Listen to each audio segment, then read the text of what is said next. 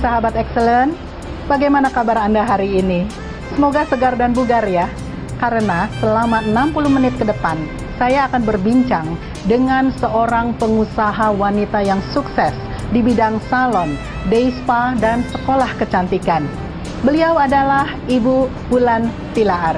Mari ikuti perbincangan saya dengan beliau.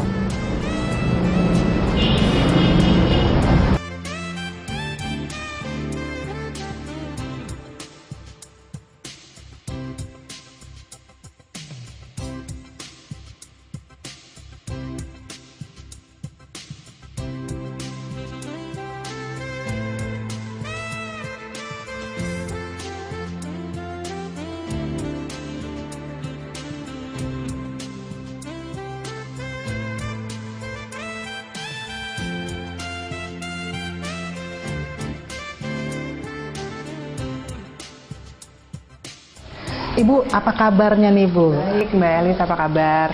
Selalu excellent.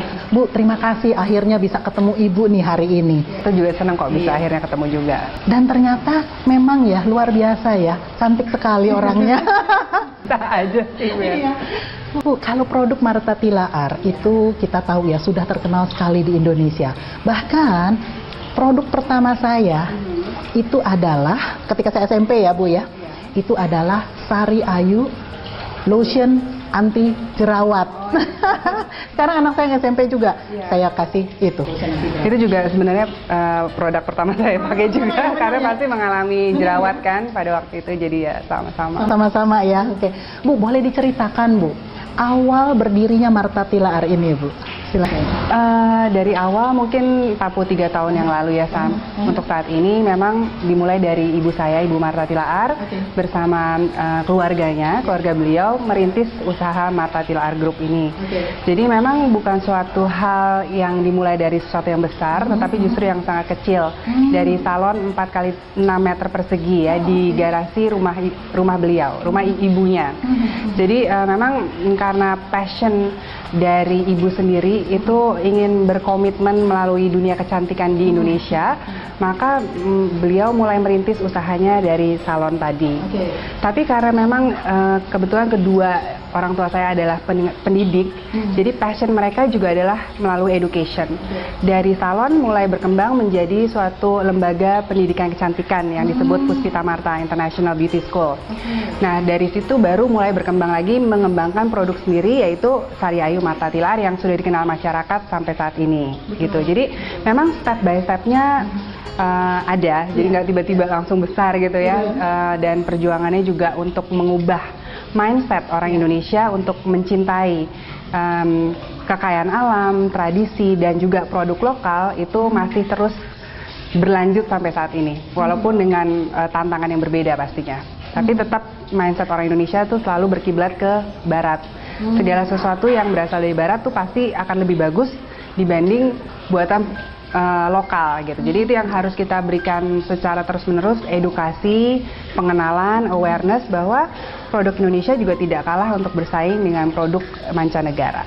Gitu. Bahkan katanya produk lokal itu lebih bagus daripada produk mancanegara, mengingat bahwa kalau tidak salah ibunya Ibu Wulan, yaitu Ibu Martha Tilaar, justru bisa akhirnya mengandung itu karena menggunakan produk-produk herbal lokal ya setelah berobat di luar negeri. Bisa diceritakan ya? Iya, jadi memang penantian kedua orang tua saya untuk mendapatkan anak itu cukup lama, yaitu 16 tahun. Memang setelah tadi ya yang Ibu sudah katakan banyak ke dokter sana, dokter sini gitu. Tetapi memang justru ya mungkin banyak doa dan kasih sayang juga lah pastinya. Dan itu memang dirawat juga oleh nenek beliau dengan menggunakan jamu-jamu. Nah sekarang ini jamu itu sudah available untuk banyak orang karena sudah terbukti keberhasilannya melalui saya dan adik saya. Dan itu bisa didapatkan untuk masyarakat luas. Jadi it's about sharing juga, dan banyak juga sukses story dari jamu Wulandari itu. Wulandari. Iya, karena tadi nama saya Wulan, jadi jamunya akhirnya Wulandari gitu. Oh gitu. Saya dengar juga ada kisah yang unik nih dari nama Wulan sendiri, Ibu. Unik sih saya rasa tidak ya, karena tapi yang menurut saya pas pertama saya mengetahuinya, saya bilang cukup unik karena Ibu saya seorang Jawa, terus bapak saya seorang Manado, dan ternyata Wulan itu adalah nama untuk budaya Jawa dan Manado juga ada. Oh gitu. Jadi it's netral deh gitu ya. Cuman dan juga waktu saya dilahirkan itu katanya pas bulan purnama nih ceritanya. Jadi ya Wulan is bulan in Japanese kan. Jadi ya mencerminkan aja seperti itu. Tapi ya itu hanya kejadian alam aja. Iya. Dan kelihatannya memang dengan nama itu juga ada sebuah doa ya. Dan artinya juga memberikan sinar dengan lembut gitu ya kepada masyarakat di Indonesia nih tentunya ya. Gitu. Bu, Ibu kan menjalankan bisnis yang notabene sudah dijalankan oleh Ibu Martha Tilaar sebelumnya. Banyak asumsi nih di masyarakat, Bu. Katanya lebih mudah ya, Bu ya, lebih enak, pastinya lebih enak. Karena apa? Kita sudah tidak usah membuat sesuatu yang dari tiada menjadi ada. Itu sudah dilakukan oleh generasi pertama. Tapi kalau menurut saya lebih mudah itu tidak juga, karena tantangan yang kita hadapi berbeda dengan tantangan yang beliau-beliau pendahulu kita hadapi. Dan sekarang kalau kita udah ketahui juga bahwa persaingan semakin ketat dan juga banjirnya produk-produk luar ke Indonesia juga semakin bebas. Nanti apalagi sudah ada AFTA dan sebagainya, nanti pasti persaingan juga akan semakin hebat. Nah di situ tantangan yang kita lalui juga pasti semakin berat juga. Jadi menurut saya masing-masing generasi punya tantangan sendiri, punya kelebihan dan kekuatan sendiri. Jadi untuk kita membesarkannya juga sesuatu hal yang tidak mudah kan, gitu. Dan meneruskan yang terpenting apa yang menjadi aspirasi di generasi pertama, terus diteruskan the legacy itu terus ke generasi kedua, ketiga dan seterusnya. Itu harus mempunyai suatu benang merah yang tetap harus dipertahankan. Jadi tantangan apa yang Ibu Wulan hadapi ketika menjalankan dan mengembangkan dan membesarkan bisnis ini, Bu? Yang pertama yang tadi saya sudah katakan sebelumnya adalah memang kompetisi yang semakin ketat dan juga kita berbicara dengan target market yang lebih kritis. Mungkin zaman dulu belum adanya banyak barang atau pesaing, itu ya customer oke-oke aja asal bagus, tidak alergi dan sebagainya. Tapi kalau sekarang karena adanya banyak informasi available gitu, terus kemudian kemajuan yang teknologi dan research and development yang cukup tinggi, jadi mereka juga akan lebih kritis, ini produk ini kenapa bagus, apa efeknya dan benefitnya untuk saya, jadi lebih kritis. Jadi secara audience juga lebih challenging. Terus tadi persaingan lebih dahsyat ya kalau sekarang.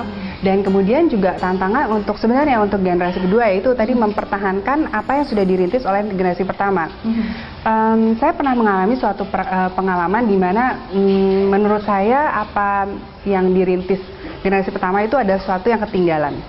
Jadi misalnya kenapa selalu harus mengangkat keindonesiaan? Why? Gitu kan? Sementara yang lain semua serba modern, semua serba baru gitu ya, lebih tekno dan sebagainya. Tapi justru di situ saya merasa suatu pengalaman di mana kalau kita menjadi sama dengan orang lain, maka kita tidak ada unique selling point dan kita tidak punya kekuatan atau tidak mempunyai identity dan karakter. Sementara orang yang menggali keindonesiaan itu tidak banyak karena biasanya bosen atau tidak committed.